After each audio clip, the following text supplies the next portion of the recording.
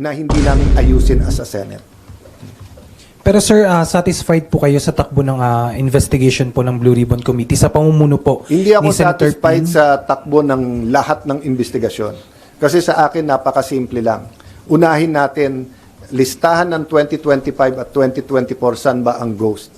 Bakit pinaka-juicy pero pinaka-magulo din yung Bulacan? Kasi may ghost eh.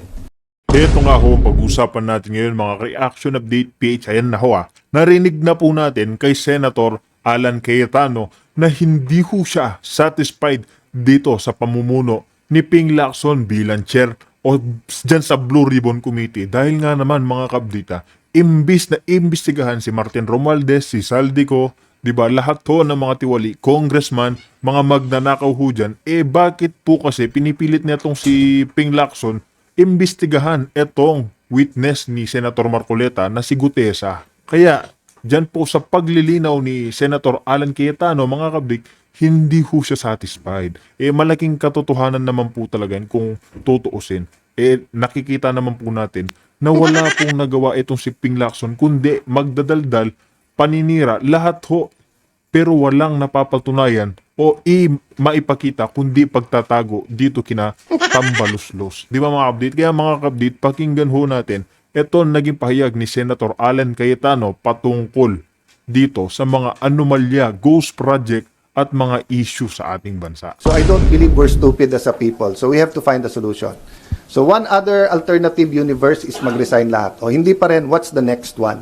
We have to come together. Kailangan may vision tayo. Paano na ma-solve?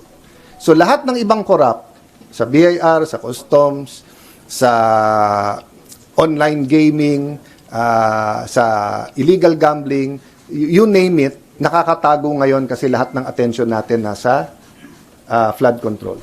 Diba? So yun lang pinopoint ko. We have to provide a vision. We have to, so sabi ng iba yung ICI, hindi, maraming ang problema eh.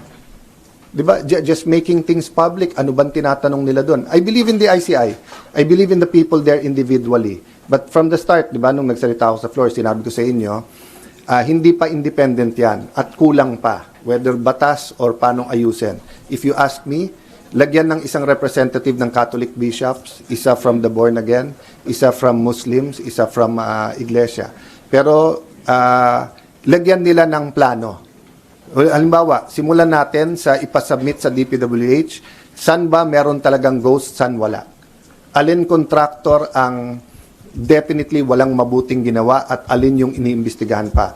Pagka moving target tayo sa lahat ng gagawin natin, walang maayos dito. Yung nanggugulo has more than enough money, opportunity, power na guluhin lahat to. Ginagamit yung fear ng tao, yung galit ng tao, para lalong magkagulo rather than magkaroon ng order dito. Sir, pwede po bang hindi muna mag-resign yung mga incumbent, magpatawag na snap election din? Kung ano po yung magiging result, saka sila mag-step down po lahat? Yun ang magiging proseso. Yun ang magiging proseso. When I say snap election, kasi iniisip lahat ng 1986, di ba? Iba talaga sitwasyon nun. But snap election, snap means mabilis. Di ba? Yung hindi scheduled, etc. So if the President and Vice President resign, magkakaroon yan ng acting. Pero ba't naman sila magre-resign na wala naman commitment ang lahat ng congressman at lahat ng Senate na kami din at walang tatakbong for President sa amin? Di ba? Walang tatakbo ulit na senador ulit. So sabi nga nung iba sa comment sa Facebook, kayo din ang mananalo, bawal ka nga tumakbo eh. Sabi nung ibang comment, di hindi kayo makukulong. Hindi, mas madali mo nga pakulong kung guilty. Kasi wala na sa pwesto eh. Di ba? Yan nga mga kabdit, sa snap election na ho yan, maganda naman po yan kung tutuusin, kahit na guilty, hindi guilty, maganda ho yan kasi malilinis na naman po ang gobyerno. Matatanggal ho lahat. Malilinis. Katulad na lang ngayon ng gusto niya mga kabdit, no? Lalo't lalo na, mas madaling matrace o maipakulong, lalo na kung hindi na siya nakaluklok diyan bilang congressman or senador. Di mas mabilis pong mapakulong. Hindi tulad ngayon etong si Saldico, nasaan po siya ngayon mga kabdit? Nasa Portugal. Diba? Nakita na ho may mga litrato ho siya na nagsasakit-sakitan, pero anong ginagawa niya? Nag-world tour. Diba? Ganyan po yung nangyayari ngayon mga kabdit. Samantala, si ano pangalan nito, yung pinipilit ho nila si Mayor Alice Gu naku, kung sobrang layo na ho niya na, hindi naman po yan nagnakaw dito sa kaban ng ating bayan. Pero ano pong nagawa nila? Na-trace ho nila, na-track nila na nasa ibang bansa na. Pero ngayon, itong si Saldico, hindi ho nila mapa-uwi. Kaya maganda ho yung isinusulong ni Senator Alan Cayetano. Lahat ho, pati yung mga hinayupak na magnanakaw na yan, matitrace kung guilty o hindi. Makukulong agad. Yan lang po yung isa sa magagandang gusto niyang isulong. Baka a fresh start is what we need. Baka hindi. People power brought that. But as you saw, di ba? President Cory had to do proclamation number 3 calling for revolutionary government. Nung pinalitan, sabi ng iba, ba't hindi sinama yung mga mayors? Well, unang-una, walang trust issue sa mayors ngayon governors Yung problema sa trust ngayon, DPWH, ang nagdi-deal with DPWH, Senador, Congressman Malacanang, hindi mayors. Most mayors, some mayors have problems, but most mayors are trusted by their constituents. So, going back, President Cory, nung pinalitan ng mga OIC, doon nagkaroon ng malaking problema Di ba? Pero kung hindi naman nila pinalitan at inabolish yung Congress, you had the same people who supported the dictatorship. So, I can go either way sa argument. Ang point lang, we have to do something differently. We need radical change. We need transformation. We need to attack yung core values ng ating gobyerno ngayon. It's not happening with the present joint or parallel investigation of DPWH, some individuals, NGOs, ICI, and the Blue Ribbon Committee. Sa Blue Ribbon nga lang nagkakaproblema Pero tingin ko sa lahat ng problema, yun ang pinakamadaling ayusin. Kasi tamang papalit kay Senator Lacson, tapos magandang caucus, i-announce ang direction, transparent na rules, tingin ko, maayos natin yung investigasyon ng Blue Ribbon. Dapat ba ituloy? Dapat, pero dapat bipartisan or non-partisan yung direction, tapos klaro kung anong direction. Sen, good morning po. Speaking of Blue Ribbon Committee and speaking of resignation din po, may we get your statement po sa pagbibitiw po ni Senator Ping, and meron po ba kayong inaay or personal pick po kung sino po yung mag-chair ng Blue Ribbon Committee? In my case kasi mahaba na rin ang history ko kay Senator Ping. I believe in him, in his integrity, kaibigan ko rin. Having said that, it's not a secret naman na meron kami, meaning yung minority, ako personally, difference of opinion sa direction and yung handling. Dati kasi, nung mas bata kami pare-pareho, aside from, bata pa rin naman si Nimpat, mas payat na ngayon. But, maraming bata sa inyo ngayon, pero yung mga kasabay ko na nung neophyte dito, dati kasi 70, 80, 90% nung takbo ng committee, pinapabayaan mo sa chairman yan. But ngayon, iba na ang mga members ng Senado. At the same time, may social media ka, di ba? Na every participant, hindi lang nanonood, real time yan online. Nagko-comment, nagbibigay ng etc. No? So, iba na ngayon. So, yung direction ng committee has to be by consensus. And we disagree na, I agree with Senator Ping na pag nagpapa-interview, opinion mo yon. Pero paano mahahati ng tao yung opinion mo bilang chairman versus yung opinion mo bilang isang senador? Magkaiba yon, di ba? So, personally, hindi ko hiningi o hindi ko inasahan o hindi ko ni-expect na magre-resign. Kasi usually that's fixed through the majority. Pero nung nagkaroon ng media reports, hindi lang media reports, nung sinabi ni Attorney Fortun na may babanggitin pa, dyan biglang nakita ng majority, sandali lang. Pag binanggit, may basis ba? So matagal na namin sinasabi yon. Walang problemang magbanggit sila ng senador. Dapat magbanggit sila. Pero dapat klaro yung basis at tinitignan muna ng committee. Nung sinabing may babanggitin pa, nagbago bigla, nagkagulo. So I'll stop there kasi nga nag-uusap-usap pa sila. But kaming minority, hindi kami nakikialam sa majority. Ang gusto lang namin, pagka may hearing, may session. Para kung hindi kami sang-ayon sa nangyayari sa hearing, meron session kung saan magde-decide kung ano nangyayari. So, but I do believe Senator Soto, the Senate President, is on it. They're talking about it. So, it's too big an issue, too big a committee na hindi namin ayusin as a Senate. Pero sir, satisfied po kayo sa takbo ng investigation po ng Blue Ribbon Committee sa pamumuno po Hindi ako ni Senator satisfied Ping? sa takbo ng lahat ng investigasyon. Kasi sa akin, napakasimple lang. Unahin natin, listahan ng 2025 at 2024, saan ba ang ghost? Bakit pinaka-juicy, pero pinaka-magulo din yung Bulacan? Kasi may ghost eh. So napilitan tuloy silang lahat na ikanta na hindi lang sila yon. Iba kasi yung may corruption ka sa DPWH. Parehong corruption yun ha, parehong masama. Pero iba yung sila lang na yun talaga yung kalakaran o di ba ano sabi ng isang witness? Ngayon kasi umabot sa 100% ghost. Panahon ni Duterte daw 15 to 25. Panahon daw ni Pinoy meron din pero 10% lang. So ang punto, part ng panggugulo yan eh. Naguluhin mo lahat na lahat meron. So saan mo umpisahan? Hindi ko rin masabi basta-basta. Pero sa akin clear, most guilty and mastermind. Paano mo habulin yung mastermind? Kailangan may working theory ka. Ang working theory ko, this wasn't an ordinary, pwede dito, pwede dyan, 15%, 25% ghost. Hindi. May tumingin sa buong pondo at sinabing, oy, pwedeng may gawin ako sa pondo na to. Benta ko to. At may kasama doon. Paano mo mabubuo yung theory na yun kung tama o hindi? Simple lang. Kumuha ka ng kung saan yung mga ghost, pag lumabas yung listahan na yan, tapos isa-isa imbitahin yan, so katulad ng nangyari sa Bulacan, and then mako-compare mo ngayon. Di ba? Put it another way, kung walang problema sa flood control, kung walang naging corruption, tapos lumabas ang listahan ng bawat senador, hindi ka naglagay sa flood control. Hindi ba mali yun? Sipin mo, kung may mga lugar sa Pilipinas, sobrang bahay, hindi ka naglabi na lagyan yun. O pero ngayon, walang umaamin sa flood control kasi nga may corruption doon. Pero hindi natin mahati kung sinong naglagay na wala namang corruption kasi amendment yon, sinong insertion na ayaw lang amiti insertion kasi mali yung salita, at sino talaga yung may kasama sa sindikato na pinagkakitaan lahat ito. Kaya gumulo. So now, having said that, when you say we're not satisfied, it's not the whole fault of the chairman. Isa din lang siya sa iba. 'Di ba? So as I said, 'di ba, maraming na-expose, maraming magandang nangyari under the chairmanship of Senator Lacson. And if this was 10 years ago, 15 years ago, I don't think aabot sa mag-iisip siya mag-resign. Pero iba sitwasyon ngayon eh. Iba din ang ang mga iba't ibang grupo.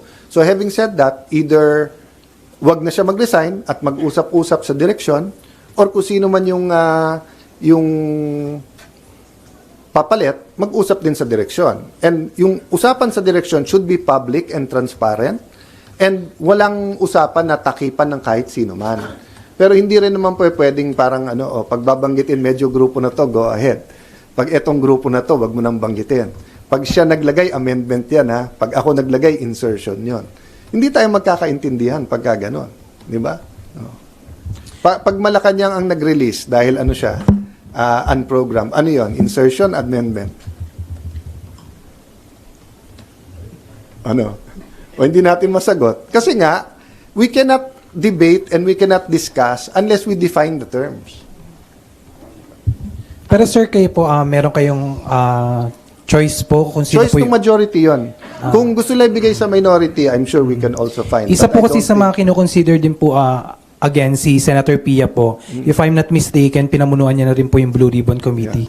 Sa tingin niyo po, Sama ko siya Sunday night. At that time, kakasabi lang ni Senator Lacson na mag-resign siya. So hindi namin napag-usapan at all sinong papalit. In fact, yung proposal ko na resign all, I think hindi pa niya nababasa kaya hindi niya ako kinonfront about it. So, but since Sunday night, hindi ko pa siya nakakausap. So, but hindi ko siya kakausapin unless tanungin niya ako anong benefit o hindi. Di ba kasi talagang usapan ng majority yun eh. And so far ang nangyari yung mga ayaw, di ba? But basic lang muna. Dapat matuloy yung hearing. Dapat yung ICI din maayos at dapat may kung papanigan ko man yung ICI na wag i-live stream, at the very least parang korte na pwede doon reporters. 'Di ba? Yung nakita niyo sa US, 'di ba, yung pwedeng may magse-sketch tapos no notes kayo. Pero yung hindi natin alam ko ano yung tinatanong at ano yung sagot, medyo mabigat 'yon. Kasi siguro ang kailangan maano nung ICI is that your conclusion has to be supported by the public. And usually, pagka hindi alam ng mga tao yung premise at yung proseso, hindi ganun kadaling suportahan ng conclusion. So, halimbawa, kung naging conclusion nila, 24 senador involved, or that other extreme, walang senador na involved, will you support that? Media na kayo, ha? More informed na kayo than the public. Malamang you can't support it kasi hindi nyo na alam nangyari before that, eh. Di ba? Doon lang sa ICI, Senator. Pero ang decision na nila is not to make it public. So, who can tell them, who can force them, or ano man, para isa publiko nila yung Well, remember, procedures? Pahapyaw, I talked about that on the floor, na while it's a good idea to have an independent commission, anong parameters? Di ba? Kasi, at least ako ha, pag independent kasi, independent from who and what? Balik ko sa inyo. Yung first meeting nila sa Malacanang eh. Tapos ang nag-appoint, Malacanang. Walang opposition na in-appoint. Walang religious leaders na in-appoint. Tapos nung si Ate Claire inintriga si Magalong, nawala, sila nag-appoint ng bago. So, di ba, everyone sees the sincerity of the president in getting but it's not necessarily independent. Then do they have the powers? Then hindi siya di ba? So, maraming problema. And then yun nga, then yung House may investigation, tinuturo Senate, tumigil. Senate, tinuturo House, napunta sa biglang pinalitan yung chairman. So, but I can tell you, medyo unfair sa minority yung sinasabing pag nagpalit ng suspect, yung Blue Ribbon. Naumpisahan yan. Mga miyembro ng minority nandun. Si Senator Marcoleta ang chairman nung nag-umpisa. May narinig nyo ba kayo sa amin na suspect na papatayin to? Kasi alam kong hindi papatayin ni Senator Lacson yung hearing na yan. Iba lang yung direksyon. So even if mapunta sa minority or yung minority maging majority, walang papatay ng investigasyon na yan. And yung direction is important in the sense that people will understand. But it's open. Any senator can butt in at any time. That's the nature ng congressional hearings, kaya maganda eh. Di ba? Titigil lahat yan kapag matibay yung batas sa ICI and makapakita nila yung direksyon at mapapakita nilang lumalapit sila, hindi lumalayo. Lahat kasi ng investigasyon ngayon, lumalawak. I will not say that the investigations daw has not been producing fruit. Ang problema nga, hindi natutumbok yung bullseye eh. Yung masterminds with an S. And secondly, yung sistema. Any crime, kailangan may working theory kanyan. Di ba? Yan ba, sabay-sabay na lang na corruption everywhere? Na nagkanya-kanya na lang? O yan ba, may isang mastermind na eto pondo ng gobyerno, paano natin gaganituin? So, wala kayong narinig na gano'n. Wala tayong narinig gano'n eh. Di ba? Magkakalinaw yan. Ilabas lang kaagad yung saan mga lugar. Kasi kung makikita mo, nationwide, meron biglang ghost lahat. Ibang usapan yon. Pero let's say, 4 na probinsya, kalahati lahat, pati yung percentage, ha?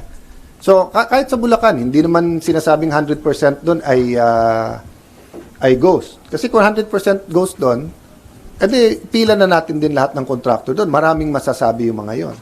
Diba? Sir, basta yung sa ICI is open it to kung hindi man buksan sa publiko, at least sa media. More transparency. So, dun sa sinabi nilang ayaw nila i-live stream, sige, assuming hindi na magbabago isipan nila. So, ibalik natin sa kanila. What form of transparency can you offer that will give us enough information that the journey will be together? Hindi kayo lang. Ano bang downside sa Senator nung na closed door siya? Hindi, kasi kahit sinong nag-iimbestiga ngayon, iniimbestigahan din eh. Kaya syempre, iwas intriga di ba kahit kami naman sa Blue Ribbon kung ginawa naming executive committee at executive session, tapos kami lang, kaya lang, maniniwala ba ang publiko sa mangyayari? Ang kaibahan, hindi naman congressman and senador na sa ICI, so wala naman silang projects doon. But di ba, yun ang sinabi ko kay Senator Ping noon, nung sinabi niyang hahabulin niya ng taga pag may nagsabing may pondo siya. Sabi ko kasi yung motive or yung pwedeng ibintang sa'yo, hindi lang yung pondo eh.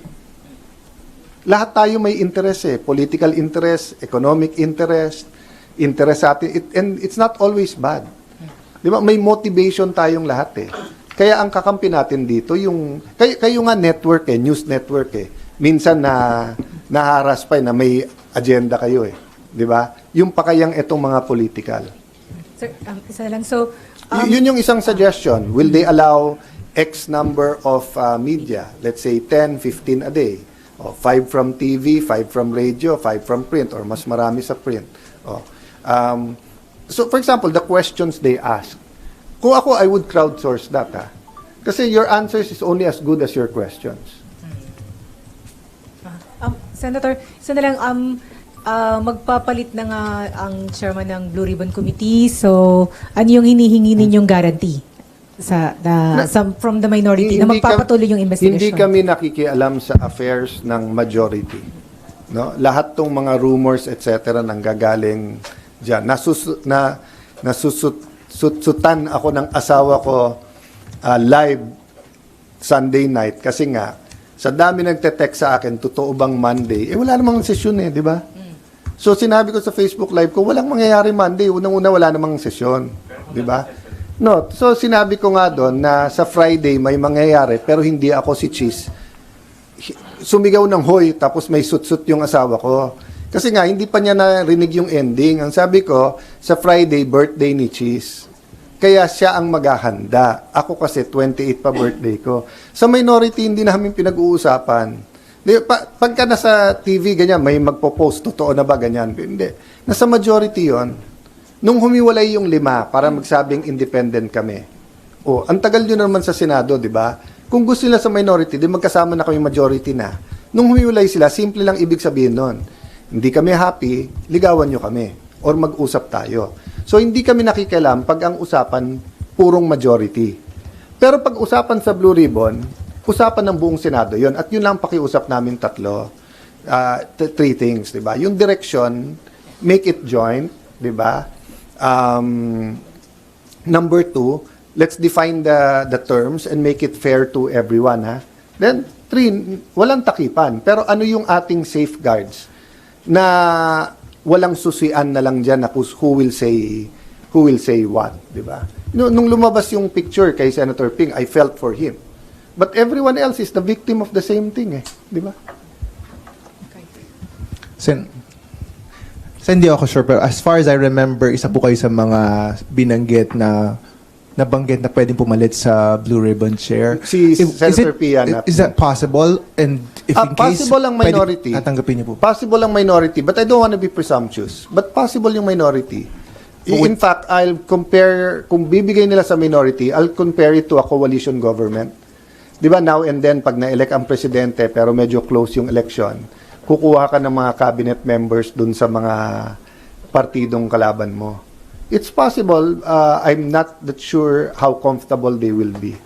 Di ba? But would you be, if they offer to the minority, mag-usap kami, and then sila naman ang mas marami.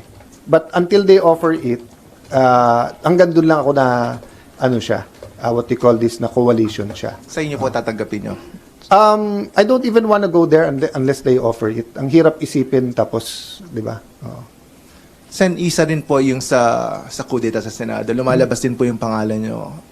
Ano pong masasabi nyo doon? I'm honored, I'm flattered, daming nagte-text, but I keep telling them, grabe ang problema ng bansa. It's really about the Senate being a salt and light, providing a vision for our people. Right now, kasi the Senate is part of the problem.